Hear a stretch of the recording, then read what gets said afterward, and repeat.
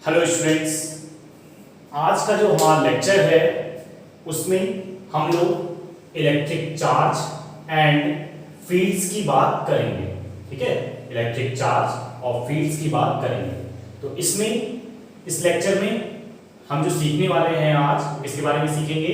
Electric charge के बारे में पहले सीखेंगे। इलेक्ट्रिक चार्ज कहते किसे हैं, यानी उसकी डेफिनेशन क्या होती है उसके बारे में हम बात करेंगे। इलेक्ट्रिक चार्ज, ठीक है, चार्ज की। और फिर इसके बाद नेक्स्ट जो पॉइंट हम बात करेंगे वो क्या बात करेंगे कि कब ये चार्ज पॉजिटिव होगा और कब ये चार्ज नेगेटिव होगा हमारा, यानी हमारे हम बात करेंगे पॉजिटिव चार्ज कब होगा और नेगेटिव चार्ज कब होगा। फिर उसके बाद हम बात करेंगे क्वांटाइजेशन ऑफ चार्ज की, यानी आवेश का क्वांटीकरण क्या होता है। उसके बाद नेक्स्ट टर्म में हम बात करेंगे कंजर्वेशन ऑफ चार्ज की, कि आवेश कंजर्व क्यों रहता है। ठीक है, कंजर्वेशन क्या होता है? कंजर्वेशन मतलब आवेश जो होता है कंजर्व रहता है, यानी अगर हमारे पास एक सिस्टम हो तो उस एक सिस्टम के कारण आवेश जो रहेगा हमेशा क्या रहेगा? कंजर्व रहेगा, कभी भी वो चेंज नहीं होगा। ठीक है, जैसे आपने पढ़ा होगा कंजर्वेशन ऑफ एनर्जी, तो कंजर्वेशन ऑफ एनर्जी में भी क्या होता है वैसे ही कंजर्वेशन ऑफ एनर्जी में भी होता है। एनर्जी क्या होती है, उसको ना तो हम प्रोड्यूस कर सकते हैं और ना ही डिस्ट्रॉय कर सकते हैं, उसे केवल एक फॉर्म से दूसरे फॉर्म में कन्वर्ट कर सकते हैं। तो वैसे ही कंजर्वेशन ऑफ एनर्जी की हम बात करते हैं। कंजर्वेशन ऑफ एनर्जी भी वैसे ही होती है और इसमें भी क्या होता है कि चार्ज को हम केवल क्या कर सकते हैं, चार्ज को हम ना तो प्रोड्यूस कर सकते हैं और ना ही डिस्ट्रॉय कर सकते हैं, उसे केवल एक बॉडी से दूसरी बॉडी में हम ट्रांसफर कर सकते हैं। नेक्स्ट है उसके बाद मेथड्स ऑफ चार्जिंग।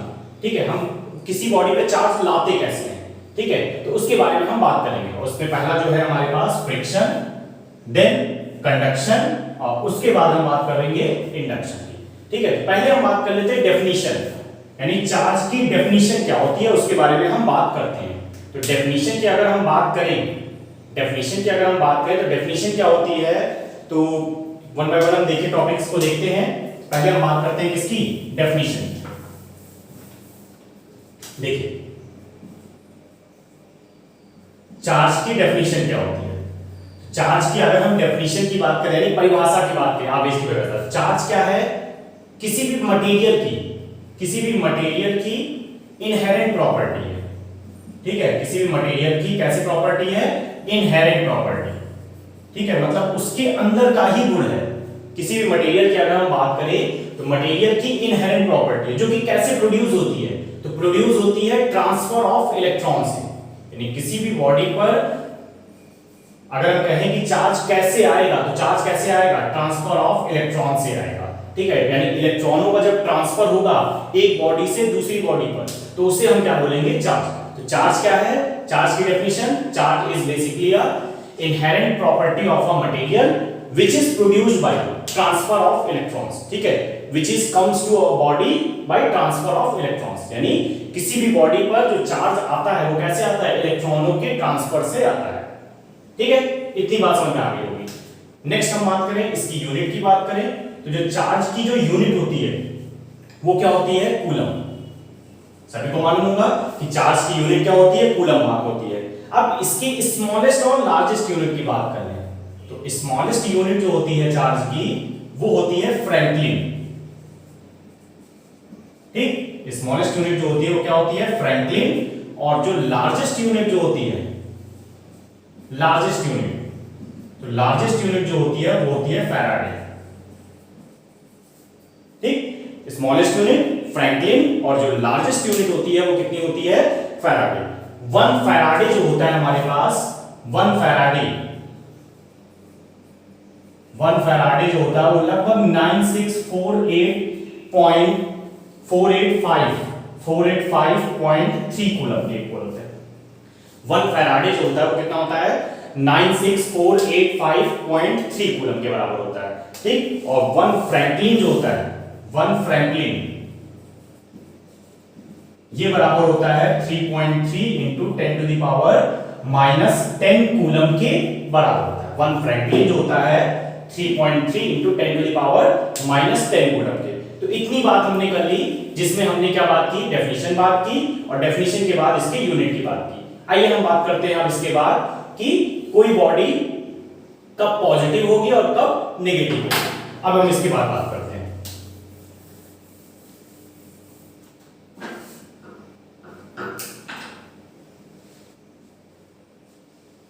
देखिए जैसे अगर मैंने कहा दो बॉडीज हैं हमारे पास, एक ए और दूसरी बी, ठीक है, एक बॉडी ए है और एक बॉडी बी है। तो अगर ए से ए बॉडी से दूसरी बॉडी पर इलेक्ट्रॉन्स निकले मतलब जैसे मैंने कहा एक इलेक्ट्रॉन निकला, ठीक है, तो अगर इससे इलेक्ट्रॉन निकलेंगे तो इस पर कैसा चार्ज आएगा, पॉजिटिव, और इस पर इलेक्ट्रॉन जाएंगे तो इस पर कैसा चार्ज आएगा, नेगेटिव। अब ऐसा हो क्यों रहा है, जैसे आपके पास बहुत सारे पैसे हैं, ठीक है, आपके पास बहुत सारे पैसे हैं, सुनने में बहुत अच्छा लगता है, ठीक है, बहुत अच्छा लगता है कि बहुत सारे पैसे हैं, ठीक है, और आप देने वाले हो कि आपके पास पैसे इतने हैं कि आप अब देना चाहते हो दूसरों को। तो अगर आप देना चाहते हो मतलब क्या हुआ, धनी, ठीक है, धनी मतलब एक्सेस अब आपके पास है, पैसों की अधिकता है, ठीक है। तो जब कभी किसी बॉडी पर एक्सेस ऑफ इलेक्ट्रॉन्स होते हैं, हम क्या बोल रहे हैं, एक्सेस ऑफ इलेक्ट्रॉन्स, ठीक, तो जब इलेक्ट्रॉन्स की एक्सेस होती है, ठीक है, तो देखिए यहां पे अब इसमें क्या हो जाएगा, देखिए पहले न्यूट्रल चार्ज था, अब इससे इलेक्ट्रॉन इस पर आया यानी एक्सेस हो गया, इलेक्ट्रॉन्स की अधिकता हो गई, तो उस पर कैसा चार्ज आ गया, नेगेटिव चार्ज। जब एक्सेस ऑफ इलेक्ट्रॉन होगा तो नेगेटिव चार्ज होगा, और जब डिफिशियंसी होगी इलेक्ट्रॉन्स की, डिफिशियंसी ऑफ इलेक्ट्रॉन्स होगा तो कैसा चार्ज आ जाएगा, उस पर पॉजिटिव चार्ज, बॉडी पर कैसा चार्ज आएगा, पॉजिटिव चार्ज। अब कोई बॉडी अगर इलेक्ट्रॉन्स को देगी, ट्रांसफर करेगी, तो उस पर कैसा चार्ज आएगा, पॉजिटिव चार्ज आएगा। यहां पे एक्सेस और डिफिशियंसी से मतलब क्या है कि एक्सेस का मतलब है कि उस पर चार्ज और एक्स्ट्रा बढ़ गया, पहले कुछ चार्ज था किसी भी बॉडी पर, ध्यान रखिएगा किसी भी बॉडी पर न्यूट्रल कंडीशन में जो चार्ज होता है वो हमेशा होता है जीरो। न्यूट्रल कंडीशन में चार्ज कितना होता है, जीरो।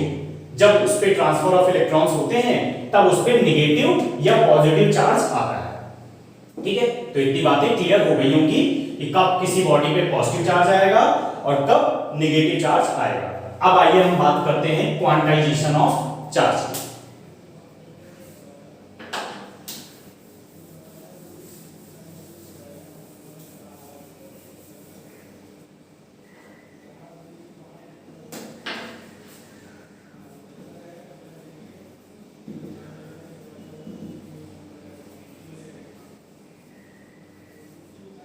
तो नेक्स्ट टॉपिक जो हमारे पास है वो है क्वांटाइजेशन ऑफ चार्ज।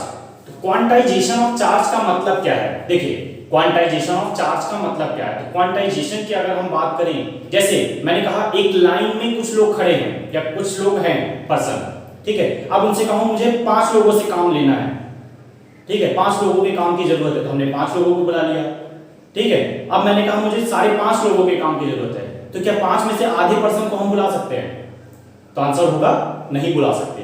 भाई ऐसा कहां हो सकता है, ठीक है, कि आधे लोगों की जरूरत है तो हम आधे आदमी को काट दें कि उसकी मुंडी ले आए और बाकी भाई रहने दो बाकी है ना, तो ऐसा पॉसिबल नहीं है, ठीक है। तो वैसे ही क्वांटाइजेशन ऑफ चार्ज का भी मतलब है किसी भी बॉडी पर जो चार्ज होगा, ठीक है, क्वांटाइजेशन ऑफ चार्ज यानी आवेश के क्वांटीकरण में ये बताया गया कि किसी भी बॉडी पर जो चार्ज होगा हमेशा प्लस माइनस ई के रूप में हो सकता है, प्लस माइनस 2e के रूप में हो सकता है, प्लस माइनस 3e के रूप में हो सकता है, प्लस माइनस 4e के रूप में हो सकता है, इसके बीच में कभी भी नहीं हो सकता। मतलब कहने का ये है कि प्लस माइनस 1.5e पॉसिबल नहीं है, प्लस माइनस 2.5e ये भी पॉसिबल नहीं है, ठीक है। लेकिन अगर मैंने ये लिखा plus minus 1.5 into 10 to the power 10 coulomb, ठीक है, तो अगर मैंने ये लिख दिया तो ये पॉसिबल है। अब इसको इस नंबर से ना पहचानिएगा, इधर इसकी पावर से पहचानिएगा। क्यों? क्योंकि यहां पे जो पावर है हमारे पास 10 टू द पावर 10 है, तो 10 टू द पावर 10 होने के कारण ये क्या है, पॉसिबल है। जैसे मैंने लिखा plus minus 2.5 into 10 to the power 10 coulomb, ठीक है, ये भी क्या है, चार्ज पॉसिबल है। क्यों? क्योंकि यहाँ पे पावर जो है वो 10 की पावर 10 है, तो 10 की पावर 10 से जब आप मल्टीप्लाई करोगे तो डेसिमल गायब ही हो जाएगा, पता ही नहीं चलेगा डेसिमल लिखा, ठीक। ये तो बात हो गई हमारी किसकी, क्वांटाइजेशन ऑफ चार्ज की, ठीक है, ये बात हो गई हमारी किसकी, क्वांटाइजेशन ऑफ चार्ज की। अब आगे हम बात करते हैं, नेक्स्ट हम बात करते हैं कंजर्वेशन ऑफ चार्ज की, कि चार्ज कंजर्व कैसे रहता है।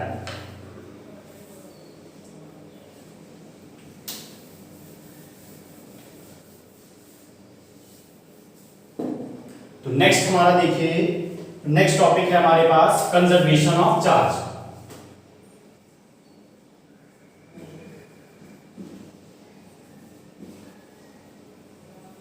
यानी आवेश का संरक्षण। तो कंजर्वेशन ऑफ चार्ज क्या होता है? तो कंजर्वेशन ऑफ चार्ज की बात करें अगर हम, ठीक है, कंजर्वेशन ऑफ चार्ज की बात करें तो चार्ज को ना तो प्रोड्यूस किया जा सकता है और ना ही डिस्ट्रॉय किया जा सकता है, उसे केवल केवल क्या होगा, एक बॉडी से दूसरी बॉडी में ट्रांसफर किया जा सकता है। जैसे अभी हमने देखा भी कि हम ट्रांसफर क्या कर सकते हैं, इलेक्ट्रॉनों का ट्रांसफर कर सकते हैं, ठीक है। तो वैसे ही चार्ज को भी क्या होगा, हम केवल क्या कर सकते हैं, एक बॉडी से दूसरी बॉडी में ट्रांसफर करके जनरेट कर सकते हैं। तो यही कंजर्वेशन ऑफ चार्ज है, ठीक है। मतलब एक तरह से हम ये कह सकते हैं किसी भी सिस्टम का टोटल चार्ज जो होगा वो हमेशा कांस्टेंट रहेगा, कभी भी उसको हम बदल नहीं सकेंगे, ठीक है। जैसे हमने कहा एक हमारे पास सिस्टम है, उसमें 3 स्फेरिकल बॉल्स हैं, ठीक है, 3 स्फेरिकल बॉल, इसका चार्ज 12 कूलम, इसका चार्ज -3 कूलम और इसका चार्ज -2 कूलम, ठीक। अब इसी सिस्टम को इस प्रकार से कर दिया गया कि कोई भी 3 बॉल मिला के क्या कर दिया गया, इनको 2 बॉल में कन्वर्ट कर दिया गया, 2 बॉल में कन्वर्ट कर दिया गया, और एक पे चार्ज आ गया 10 कूलम, तो दूसरी बॉल पे चार्ज कितना होगा हमें ये बताना है। तो देखिए अगर, हाँ एक चीज और कि चार्ज जो है वो कैसी क्वांटिटी है, तो इलेक्ट्रिक चार्ज की अगर हम बात करें तो ये क्वांटिटी है स्केलर क्वांटिटी, ठीक है। तो स्केलर क्वांटिटी हमेशा उसकी नेट वैल्यू जो है यानी अदिश राशि है, उसकी नेट वैल्यू हमेशा ऐड करके ही निकलती है। तो नेट चार्ज अगर हमें निकालना है तो क्या करेंगे, सबको ऐड कर देंगे, 12 - 3 - 2 तो कितना आ जाएगा, 12 - 5 यानी 7 कूलम, ये आ गया हमारे पास नेट चार्ज। अब इधर देखते हैं तो नेट चार्ज कितना होना चाहिए, तो मैंने क्या बताया, कंजर्वेशन ऑफ चार्ज क्या कहता है कि जितना चार्ज एक सिस्टम का इधर रहेगा उतना ही चार्ज इधर भी रहेगा, ठीक है। जितना चार्ज इस साइड रहेगा उतना ही चार्ज इस साइड भी रहेगा। तो अब हम क्या कहें कि अगर इधर 10 है तो उसको 7 बनाने के लिए क्या करना पड़ेगा, 10 - 3 करना पड़ेगा, ठीक है। तो हमने क्या किया, 7 coulomb is equal to 10 plus इसको मान लिया Q1, तो Q1 इज इक्वल टू कितना हो जाएगा, 7 - 10 कितना आ जाएगा, -3 कूलम। बात समझ में आई? तो Q1 इज इक्वल टू हो गया -3 कूलम। तो ये हो गया हमारे पास कंजर्वेशन ऑफ चार्ज। अब हम इसके बाद बात करते हैं नेक्स्ट टॉपिक जो हम बात करने जा रहे हैं इसके बाद, मेथड्स ऑफ चार्जिंग, ठीक है, कि चार्ज को हम किसी भी बॉडी में चार्ज लाते कैसे हैं, ठीक है, उसके बारे में हम बात करते हैं। देखिए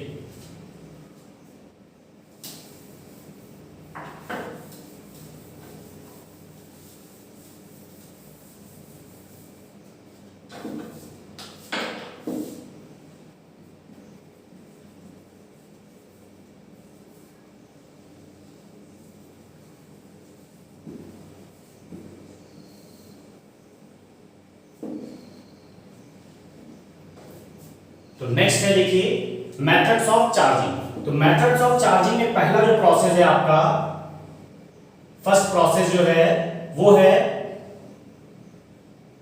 फ्रिक्शन। फर्स्ट प्रोसेस क्या है, फ्रिक्शन। तो उसकी हम बात करते हैं, यानी घर्षण के द्वारा। जैसे हमने कहा, जैसे हमारे पास ये कॉटन है, तो जब हम इसको रगड़ते हैं, रब करते हैं, तो रब करने से क्या होता है, ये चार्ज हो जाता है। इसको अगर अपने हेयर में रब करेंगे तो ये क्या हो जाएगा, चार्ज हो जाएगा। फिलहाल अभी मैं अंदर रब करूंगा क्योंकि इस पे इंक लगेगी और मेरे बालों में भी लग जाएगी, ठीक है। तो कहने का मतलब ये है कि जब भी हम कभी किसी बॉडी को रब करेंगे या स्क्रैच करेंगे, तो रब करने से या स्क्रैच करने से वो क्या हो जाएगा, एक तरह से हम फ्रिक्शन जनरेट कर रहे हैं, और फ्रिक्शन जनरेट करने का मतलब है उस पर चार्ज आ रहा है। क्लियर हुई बात, ठीक है। यानी जब भी हम किसी बॉडी पर फ्रिक्शन जनरेट करेंगे, यानी एक तरह से हम फ्रिक्शन का मतलब क्या है, रब कर रहे हैं, ठीक है, रगड़ रहे हैं, rubbing by one object to another. ये इस द्वारा हम क्या कर रहे हैं, चार्ज को जनरेट कर रहे हैं। ये पहला प्रोसेस हो गया। सेकंड प्रोसेस क्या होता है, तो सेकंड प्रोसेस है बाय कंडक्शन, ठीक है, कंडक्शन के द्वारा। कंडक्शन के द्वारा हम क्या करते हैं कि देखिए किसी भी अनचार्ज ऑब्जेक्ट को, ठीक है, किसी भी अनचार्ज ऑब्जेक्ट को जब हम चार्ज ऑब्जेक्ट के कांटेक्ट में लाते हैं, ठीक है, अनचार्ज ऑब्जेक्ट को जब हम चार्ज ऑब्जेक्ट के कांटेक्ट में लाएंगे, कांटेक्ट में लाना मतलब टच कराना एक तरह से, ठीक है।